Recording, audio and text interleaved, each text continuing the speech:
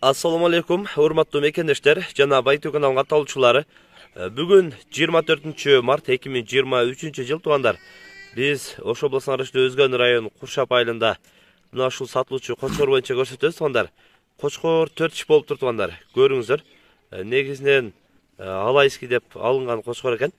Азыр катар көрсөтөбүз туугандар.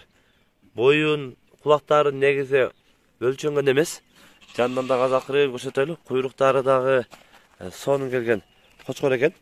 Козулары өтө жакшы түшүптүр. Козуларын аз көрсөтөбүз. Козулары жакшы дейт.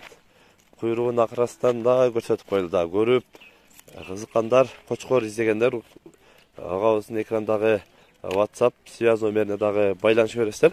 Сүйлөшөсүздөр туугандар. Куйругун көрсөтпөй тегеренип качып атат го бу жаныбарына.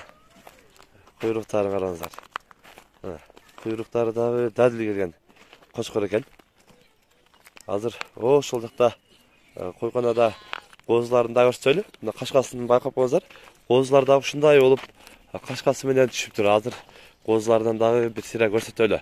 Лайктан басып турабыз. Бу жерде мына койлордун козулары асымдан ушул кочкор коюлган экен. Сентябрда мындай кочкорлор, козулар түшүптүр мындай. Мына кашкасын көрүңүздөр да. Бүт кашкасы бар козулар экен көбүнчө. Мындай жакшы козулар түшүптүр. Буюрса кочкор издегендер.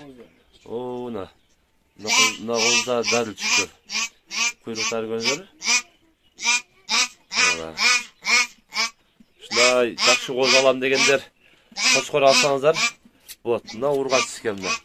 Бул дагы дадыл. Мына жаткандар бүт эле пешенесинде башында кашкасы барлар. Өзүнө окшогон козулар түшүптүр туугандар. Кочкордун баасын туугандар 35 000 сом жакыны сүйлөшөбүз дейт.